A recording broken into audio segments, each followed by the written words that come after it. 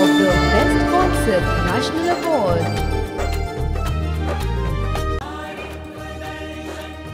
आओ करें दृष्टि परिवर्तन, नारी को नहीं नारित्व को देंगे एक वैचारिक क्रांति।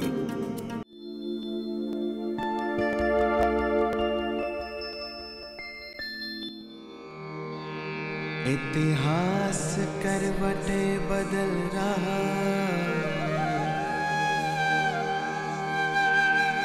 युग ने ली अंगड़ाई,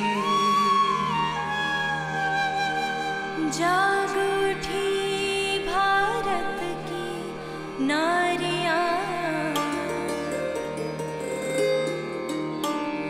शिव से शक्ति पाई। वंदे मातरम करे जगत, श्रद्धा भाव समर्पण।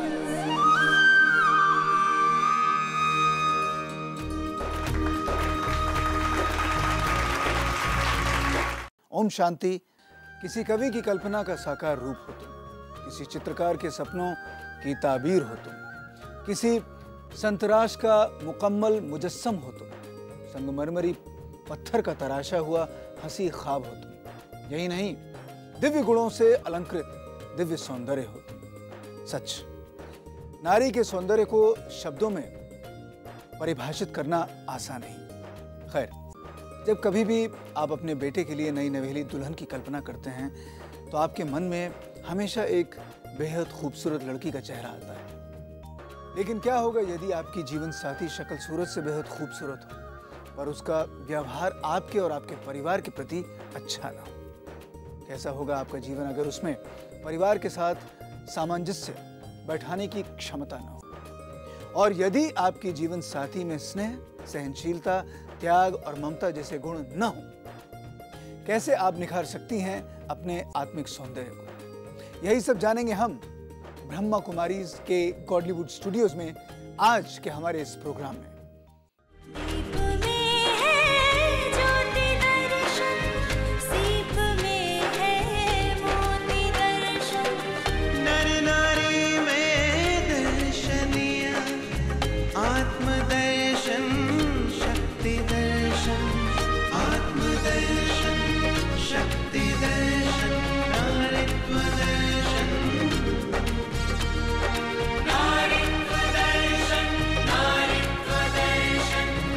आओ करें दृष्टि परिवर्तन, नारी को नहीं नारित्व को देंगे एक वैचारिक क्रांति।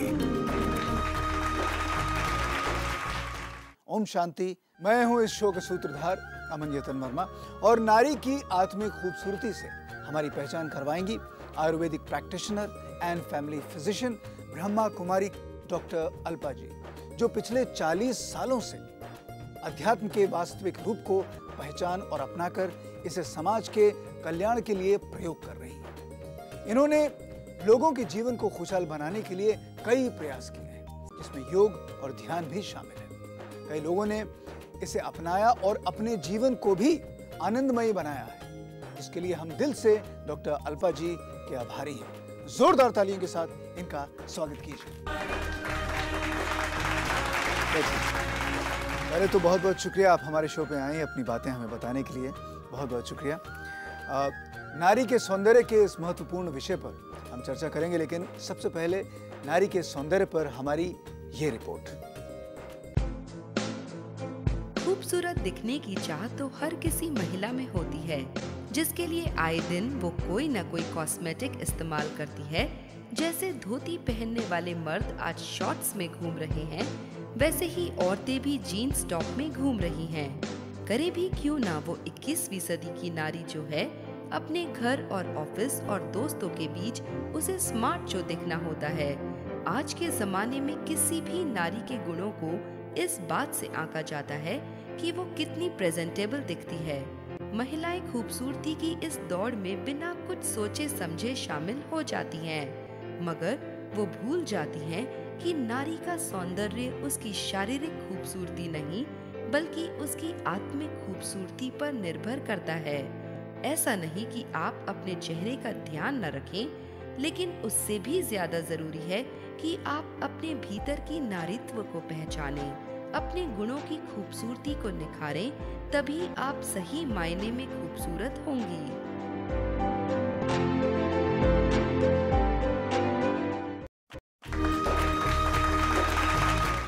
तो ये थी हमारी रिपोर्ट नारी की बाहरी खूबसूरती और भीतर की खूबसूरती के बारे में। डॉक्टर अल्पा जी, क्या होती है नारी की आत्मिक खूबसूरती? आप क्या कहना चाहेंगी इस विषय के बारे में? पहले तो हम सौंदर्य शब्द का अर्थ समझें जी।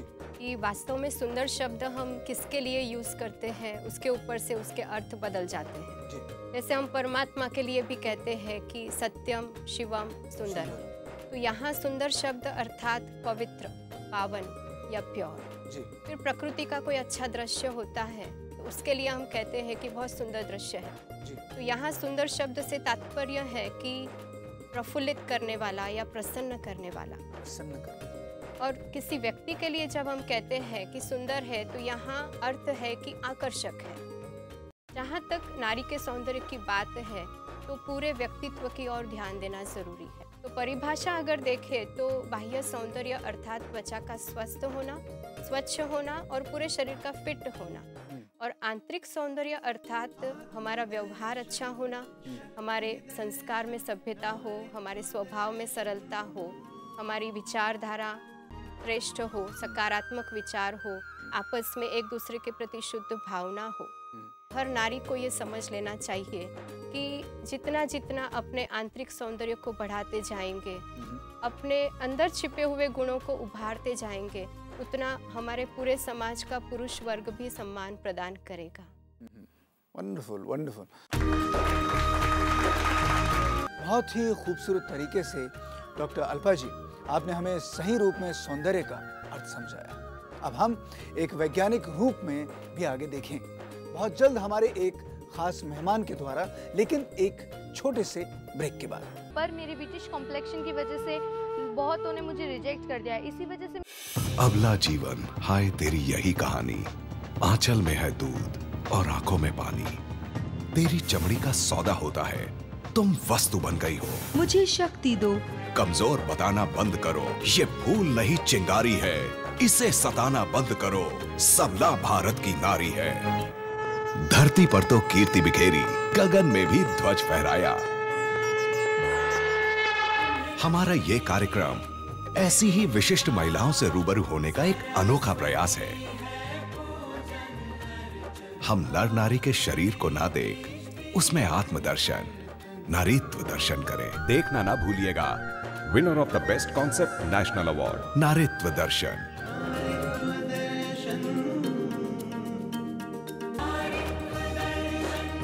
आओ करें दृष्टि परिवर्तन, नारी को नहीं नारीत्व को देखें, एक वैचारिक क्रांति। ओम शांति। अब हम जानेंगे कि कैसे नारी अपनी आत्मिक और शारीरिक सौंदर्य को और अधिक निखार सकती है। तो इस सफर पर आगे बढ़ने के लिए हमारे साथ जुड़ रही हैं ग्लोबल यूनिवर्सिटी ऑफ नागालैंड से नेचुरोपैथी एंड योगिक साइंसेज में मास्टर्स डिग्री से सुशोभित, इंटरनेशनल नेचुरोपैथी ऑर्गेनाइजेशन की सेक्रेटरी, डिवाइन हेल्थ फाउंडेशन और आरोग्य मंदिर द्वारा कई सम्मान से नवाजी गई डॉक्टर शालू गुप्ता जी। जी हाँ, जोरदार तालियों के साथ इनका भी स्वागत करते हैं। आइए बैठिए। एक बार फिर आपको बहुत बहुत स्वागत है। आपसे बहुत सारी बातें करनी है, इसलिए वापस आपको बुलाया यहाँ पे हमने।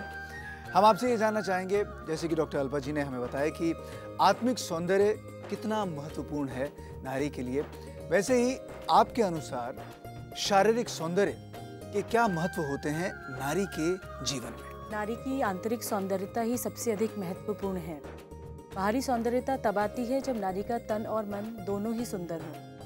प्राकृतिक चिकित्सा का अर्थ है कि नारी की मनुष्य अपने रहन सहन को, वाणी को, अपने खान पान को प्रकृति के अनुकूल रखे। यदि हम अंदर से स्वस्थ हैं तो चेहरे पर सेल्फ कॉन्फिडेंस और ग्लो स्वयं ही आ जाएगा। इसीलिए प्राकृतिक चिकित्सा पद्धति ही ऐसी पद्धति है जिससे हमें जीवन जीने की कला भी आती है और जो हमें अंदरूनी स्वस्थ भी रखती है। बहुत खूब। आइए हम कुछ महिलाओं की परेशानियों को सुने जिन्हें बाहरी सौंदर्य की कमी से कौन सी परेशानियों का सामना करना पड़ा। मैं मुंबई यूनिवर्सिटी की लड़की हूँ। मैं हमेशा से क्लास में टॉपर रही हूँ। मेरे पेरेंट्स ने मेरे लिए लड़के देखना भी शुरू कर दिया है। कुछ से तो मैं मिली भी हूँ, पर मेरी ब्रिटिश कॉम्प्लेक्शन की वजह से बहुतों ने मुझे रिजेक्ट कर दिया है। इसी वजह से मेरा आत्मविश्वास भी खोने लगा है और अब मुझे लगता है कि लोगों को खूबियों से नहीं, रंग रूप से प्यार है। मैं सरोज विभाकर बोल रही हूँ। मैं कई सालों से रिसेप्शनिस्ट की नौकरी करती हूँ। अभी मुझे जॉब नहीं मिलती क्योंकि वो लोग 18 से 30 साल की लड़कियों को ही जॉब देते हैं। 40 साल से ऊपर की महिलाओं को वो लोग प्रेफरेंस नहीं देते क्योंकि उसे प्रेजेंटेबल नहीं लगता। मेरा नाम तृप्ति मयूर गांधी है। मैंने MBA इन HR किया है। कुछ एलर्जी के वजह से मेरे चेहरे पे थोड़े दाग आ गए हैं, इसलिए मुझे कोई भी अच्छी कंपनी में जॉब नहीं मिल रहा है। मैं मेरे काम के बारे में बहुत मेहनती हूँ, बट कंपनीज को अच्छे दिखने वाले खूबसूरत लोग ही चाहिए। मैं एक गृहिणी हूँ। मेरे पति बैंक मैनेजर है। अक्सर पार्टियों में जाया करते हैं मगर मुझे नहीं ले जाते क्योंकि पश्चिमी संस्कृति के अनुसार मैं प्रेजेंटेशन नहीं कर सकती हूँ। खूबसूरत चेहरा, गोरा रंग, अच्छे लुक्स, क्या वाकई अल्पा जी ये सब इतने महत्वपूर्ण है कि आप किसी की हजार खूबियों को इनमें से किसी भी एक वजह से नकार सकते हैं। क्या विचार है आपका इसके बारे में? त्वचा को जो रंग मिला हुआ है वो तो जीन्स के कारण मिला हुआ है। आपका फैमिली बैकग्राउंड जो है तो जीन्स को बदलने के लिए तो हम चलो कुछ नहीं कर सकते हैं, लेकिन त्वचा में ग्लो बने रहना, त्वचा में लालिमा बने रहना, त्वचा में ताजगी बने रहना, इसके लिए हम ज़रूर कुछ कर सकते हैं। आयुर्वेद के आधार से अगर हम देखें तो त्वचा में ग्लो का होना वो रस धातु अर्थात प्लाज्मा फ्लूइड और लिम्फेटिक फ्लूइड के स्वस्थ होने पर है, और त्वचा में लालिमा बने रहना या ताजगी बने रहना वो रक्त धातु अर्थात ब्लड के स्वस्थ बने रहने पर है। हमारे आहार में जितना हम फ्रूट्स, वेजिटेबल्स और ड्राई फ्रूट्स जो एंटीऑक्सीडेंट से भरपूर है, ऐसे पदार्थ हम ज़्यादा लेंगे तो हमारी त्वचा चमकदार, ग्लो से पूर्ण बन सकती है। साथ साथ ये भी जान लेना ज़रूरी है कि हमारे हर विचार का प्रभाव भी त्वचा के ऊपर पड़ता है। जैसे स्नेहयुक्त विचारों का प्रभाव रक्त धातु के ऊपर पड़ता है, शुद्ध पवित्र विचारों का प्रभाव रस धातु के ऊपर पड़ता है, और आनंद युक्त विचारों का प्रभाव ओज धातु के ऊपर पड़ता है। कोई व्यक्ति अगर आपका मूल्यांकन आपके बाहरी सौंदर्य के आधार पर करते हैं तो ऐसे व्यक्ति को महत्व ना दें, लेकिन ये विश्वास रखें कि आपका आंतरिक सौंदर्य ही आपको जीवन में आगे बढ़ाएगा। अब आप बताइए डॉक्टर शालू जी कि आपका इस बारे में क्या विचार है? कि मैं दीदी की बात से बिल्कुल सहमत हूँ। बाकी बात यह है कि हमें दूसरों की बात सुनकर आत्मग्लानि नहीं होनी चाहिए। इंसान की सूरत नहीं सिरत देखी जाती है। लेकिन ये कहना बहुत आसान है। क्या होता है कि मे भी शायद एक्सपीरियंस के बाद ये बात समझ में आती है। अब कम उम्र की लड़कियां जो 16, 17, 18, 19 एक वो उम्र होती है जहां आप प्रेजेंटेबल दिखना चाहते हैं, तो वो क्या करें? हाँ, हमें प्रेजेंटेबल ज़रूर होना चाहिए। जो आपकी बात है इसमें हमारे अंदर सेल्फ कॉन्फिडेंस की कमी है, इसलिए हम अपने विचारों का रिमोट कंट्रोल दूसरों के हाथ में दे देते हैं। वो जैसे चाहे बटन दबाएं, हमारा मूड वैसे ही चेंज हो जाता है। देखिए, हमें अंदरूनी आंतरिक स्वास्थ्य को प्राप्त करने के लिए प्राकृतिक चिकित्सा का सहारा लेना बहुत ज़रूरी है। इसमें सर्वोपरि हमारा भोजन है जो हमें जीवन तो देता ही है, साथ ही साथ हमारे लिए औषधि का काम भी करता है। हमारे भोजन का 80% भाग अल्कलाइन यानी क्षारीय होना चाहिए, जिसमें कच्चे मेवे, कच्चा सलाद, मौसम के फल, जूस, फल और सब्जियां आते हैं, और 20% भाग एसिडिक यानी अम्लीय होना चाहिए, जो कि पका हुआ भोजन है। लेकिन हम इसका बिल्कुल विपरीत करते हैं। हमारे भोजन का 90% भाग पका हुआ होता है और 10% भाग कहीं क्षारीय है। सारे रोगों की जड़ यही है। यदि पशु का पेट भरा है और हम उसके आगे भोजन रख दें तो वो मुंह फेर लेता है। लेकिन मनुष्य की प्रवृत्ति ऐसी है कि हमारा मन ना भी हो, हम बेमन के भी खाए जाते हैं। हम कभी भी बिना खाए बिना नहीं रुकते। हम खाने के लिए जीते हैं, जीने के लिए नहीं खाते। सुना आपने? आप चाहे कितना भी रूप के धनी क्यों ना हो, लेकिन जब तक आप अपने अंदर नारीत्व गुणों को नहीं निखारेंगे, आप नारी के अस्तित्व के सही मायने से कोसों दूर ही खुद को पाएंगे। क्या है नारी के सौंदर्य का सही रूप? चलिए आपको मिलवाते हैं। कौन जीता है इस दुनिया में दूसरों के लिए भला? इंसान की अपनी जरूरतें तो पूरी नहीं होती, भला औरों के लिए सोचने की फुर्सत किसे? लेकिन एक नारी ही ऐसा रूप है जो कभी अपने स्वार्थ के लिए नहीं बल्कि औरों की खुशियों के लिए जीती है। और ऐसी ही एक नारी और माँ है मदर टेरेसा। केवल 12 साल की उम्र में उनको ये बोध हो गया था कि उनका जन्म केवल मजबूर और जरूरतमंदों की सहायता के लिए हुआ है। फिर क्या था, बस उन्होंने अपना पूरा जीवन गरीब, रोगियों और बच्चों को समर्पित कर दिया। हमारे समाज से ठुकराए लोगों के आंसू पोंछे और उन्हें गले से लगाया और कहा कि तुम अकेले नहीं, मैं तुम्हारी माँ तुम्हारे साथ हूँ। इतनी खूबसूरत और आत्मिक सौंदर्य की धनी थी मदर टेरेसा।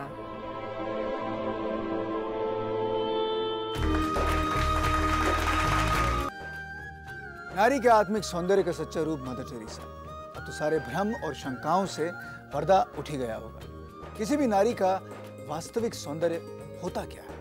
किसी पर अपने प्रेम की बारिश करना, भूखे को खाना खिलाना, बड़ों का आदर और समाज का कल्याण, केवल नारी ही इन सभी कामों को संभव कर सकती है। डॉक्टर अल्पा जी, आपसे जानना चाहूंगा कि कैसे नारी अपने आत्मिक सौंदर्य को पहचाने और उसे निखारे, कैसे करे वो ये? जैसे हमने पहले भी देखा कि हमारे हर विचार का प्रभाव शरीर के एक एक सेल्स के ऊपर अर्थात कोशों के ऊपर पड़ता है। 150 ट्रिलियन सेल्स शरीर में हैं, उन सबके ऊपर हमारे विचारों का प्रभाव पड़ता है। तो हमारे विचार सबसे पहले तो सकारात्मक हो, पॉजिटिव हो, दूसरा प्योर हो अर्थात शुद्ध हो। हर विचार के पीछे हमारा जो एटीट्यूड है, हमारी जो वृत्ति है वो सही हो, सकारात्मक हो, उसे कहते हैं कि शुद्ध विचार हो। तीसरा हमारे विचार जो है वो हेतुपूर्वक हो, पर्पसफुल हो, और चौथा पावरफुल हो, दृढ़ता संपन्न विचार हो। तो जब हमारे विचार प्योर, पॉजिटिव, पर्पसफुल और पावरफुल बनते जाएंगे, और जो आज सब कहते हैं कि हम प्रेजेंटेबल बनना चाहते हैं, तो प्रेजेंटेबल तो बनेंगे लेकिन साथ साथ हमेशा के लिए एक्सेप्टेबल भी बन जाएंगे। क्या बात है, प्रेजेंटेबल तो बनेंगे लेकिन साथ में एक्सेप्टेबल भी बन जाएंगे। डॉक्टर शालू जी, आप क्या बताना चाहेंगी, कैसे बेहतर बनाए नारी अपने सौंदर्य को? देखिए, नारी को अपने सौंदर्य को बनाने के लिए कहीं जाने की आवश्यकता नहीं है। रसोई घर एक ऐसी जगह है जहाँ सब कुछ उपलब्ध है। जैसे मैं कुछ उदाहरण देना चाहूँगी, टमाटर का पैक। टमाटर जो है उसमें लाइकोपीन होता है जो एक एंटीऑक्सीडेंट का काम करता है और हमारी त्वचा को हल्का रखता है। एक छोटे से टमाटर का पैक बनाएं, उसमें आधा चम्मच नींबू का रस अच्छे से मिलाएं और उसे चेहरे पर लगा लें। 15 मिनट बाद उसे धोएं तो चेहरे पर बहुत निखार आ जाता है। इसी तरह मुल्तानी मिट्टी, इसमें भरपूर मात्रा में मिनरल्स होते हैं। ये हमारे शरीर से गंदगी को खींचते हैं। यदि हम मुल्तानी मिट्टी में आधा चम्मच दूध या दही मिलाएं और आधा चम्मच हल्दी मिलाकर अपने चेहरे पर लगाएं तो हमारे चेहरे पर बहुत निखार आएगा। ये सभी फेस वॉश और जो कॉस्मेटिक क्रीम्स मार्केट में अवेलेबल हैं, इन सबसे कहीं बेहतर है। इन सबसे कहीं बेहतर है। इसके अलावा सब्जियां बहुत ही अधिक लाभकारी हैं, जैसे गाजर, पत्ता गोभी, टमाटर। आप ऐसी कुछ सब्जियों को उबालें, उसका पेस्ट बनाएं और अपने चेहरे पर लगाएं। आपकी त्वचा बिल्कुल फर्म हो जाएगी। इसके अलावा मिट्टी का लेप करें, भाप स्नान लें, इससे अधिक लाभकारी कुछ नहीं है। क्या बात, ये बात तो बिल्कुल तय है कि जितने मर्द लोग हैं घर में, उन्हें शायद खाने को थोड़ा कम मिलेगा, लेकिन उनकी औरतें सुंदर दिखना शुरू हो जाएंगी।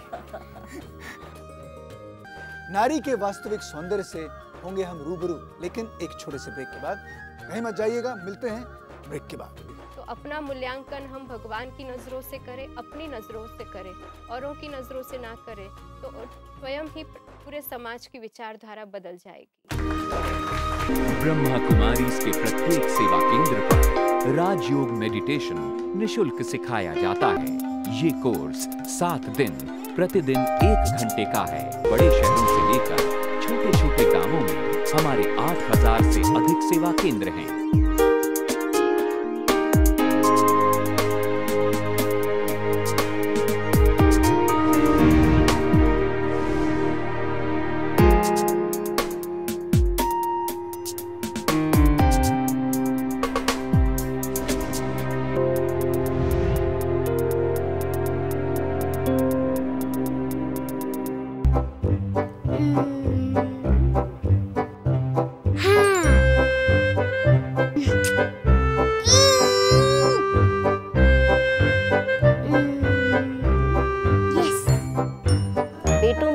नारीत्व का दर्शन कराए, अर्थात कि नारीत्व शक्ति के बारे में बताए, तो वो बेटा अपनी बहन के साथ फर्क नहीं करेगा, वो भाई अपनी बहन के साथ फर्क नहीं करेगा, उसको बचपन से ही उसको ऊंची उस देवी के रूप में या उस शक्ति।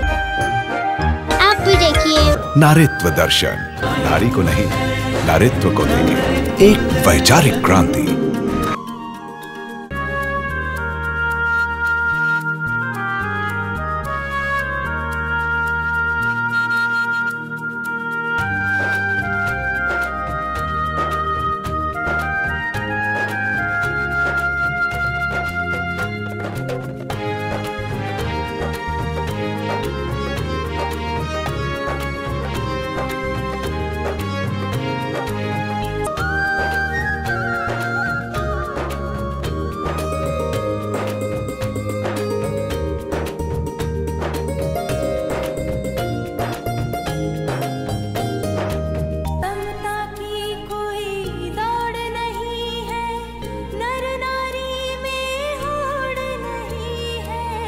दोनों प्रभु के दो नैना है, दोनों का कोई तोड़ नहीं है, एक दूजे के पूरक है, आओ करें दृष्टि परिवर्तन। आओ करें दृष्टि परिवर्तन, नारी को नहीं नारीत्व को देखें, एक वैचारिक क्रांति। ओम शांति। जिस नारी में गुण होते हैं वही सही मायनों में रूपवान होती है। ब्रेक के बाद हम जानेंगे आंतरिक सौंदर्य को कैसे निखारें। डॉक्टर अल्पा जी, जब भी हम कोई धार्मिक धारावाहिक देखते हैं तो हमेशा जो बुरी शक्तियां या जैसे राक्षसी रूप कहते हैं वो कुरूप होती हैं। क्या इसका संबंध भी आपके आत्मिक गुणों या आत्मिक सौंदर्य से है? हम देवी देवताओं की पूजा करते हैं तो क्या हम उनके चेहरे की पूजा करते हैं, क्या उनकी पर्सनालिटी की पूजा करते हैं? नहीं। लेकिन जो देवी देवताओं में दैवी गुण है उसी के कारण उनका जीवन भी बहुत सुख शांति और समृद्धि से संपन्न बताया है। तो ये हमें समझ लेना ज़रूरी है कि जब मन स्वस्थ है तो शरीर स्वस्थ है। बेशक अपनी त्वचा का ध्यान ज़रूर रखें, लेकिन ये ना भूलें कि लोग आपको, अधिकतर लोग जो आपको स्नेह करते हैं वो आप में छुपी हुई खूबियों के कारण करते हैं, ना कि आपके बाह्य सौंदर्य के कारण करते हैं। वाह, बहुत ही सरल और उत्तम उदाहरण देकर सही बात कही आपने कि व्यवहार में सुंदरता लाओ, न कि चेहरे पर। आज हमारे बीच भी कुछ महिलाएं बैठी हैं जो कि आत्मिक सुंदरता की धनी हैं। चलिए उनसे उनके जीवन के अनुभवों को सुनते हैं। I work in a corporate hospital. मुझे हर वक्त प्रेजेंटेबल रहना बहुत ज़रूरी है। तो मैंने ऑब्ज़र्व किया है जब भी मैं टेंशन में रहती हूँ या कोई हैवी वर्क रहता है तो मेरे फेस डल हो जाना ऐसा दिखता है। तो मैंने सोचा था कि क्यों ना मैं खुद खुश रहूँ और दूसरों को दूसरों को खुश करूँ। इसके वजह से मैं अच्छी भी दिखने लगूँगी और दूसरों का दिन भी अच्छा बनाऊँगी।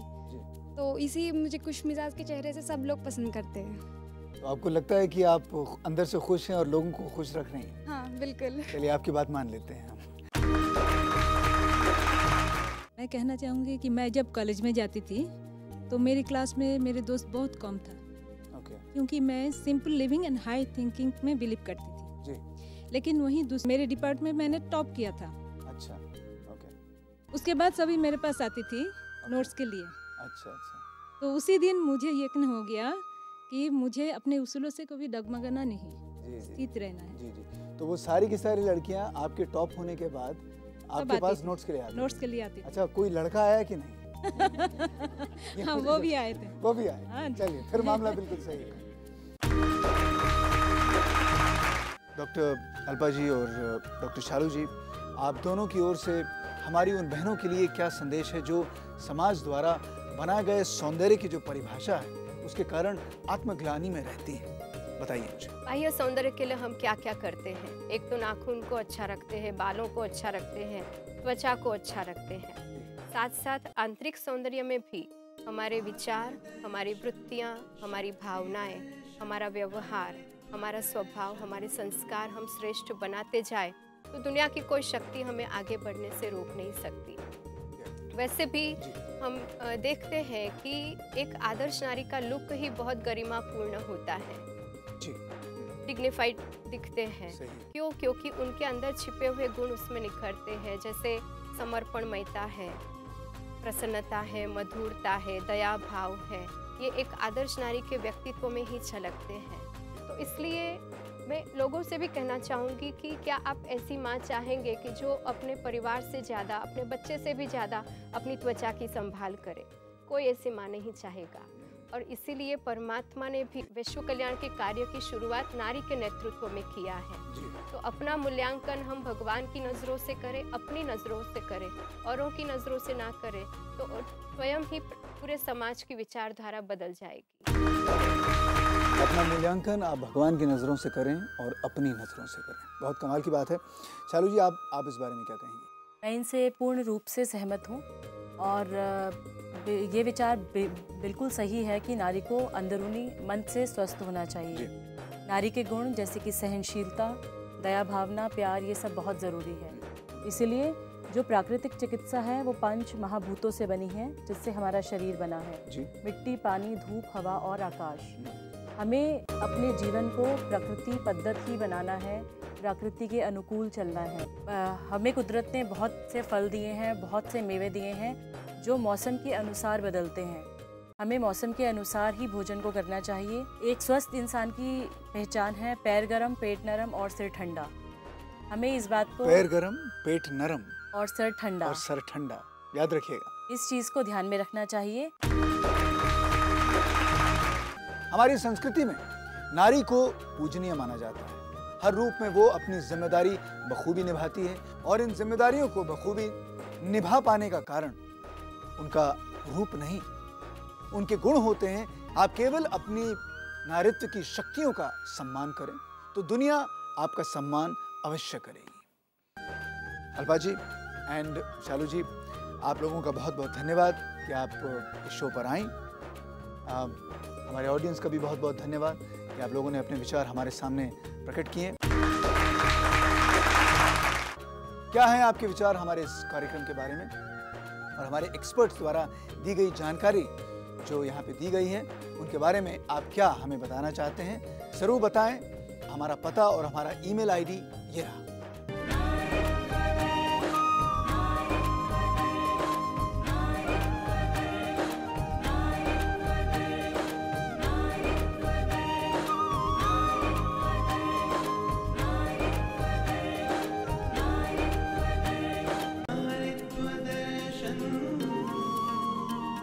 और मिलेंगे आपसे फिर हमारे अगले एपिसोड में और जानेंगे कि नारी कैसे है संस्कृति की संरक्षिका, हमारे इस प्रोग्राम में जिसका नाम है नारीत्व दर्शन।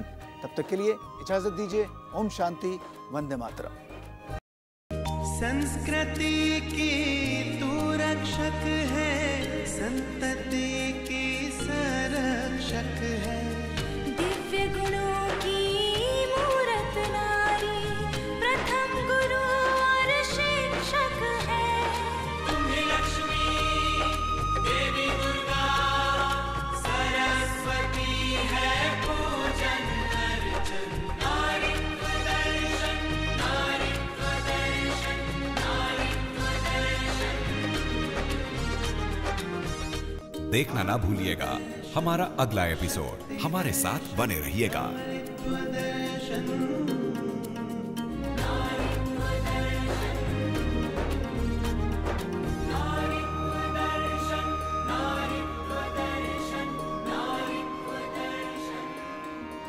Winner of the best concept national award. ओम शांति। संस्कृति इनहेरिटेंस है, लिसनिंग टू द कॉन्शियस, अपनी आत्मा को सुनना, ये आपकी इनहेरिटेंस है। शरीर वो ढकने की चीज है और चरित्र है जिनको वो दिखाने की चीज है। आओ करें दृष्टि परिवर्तन। नारी को नहीं, नारित्व को देखें। एक वैचारिक क्रांति।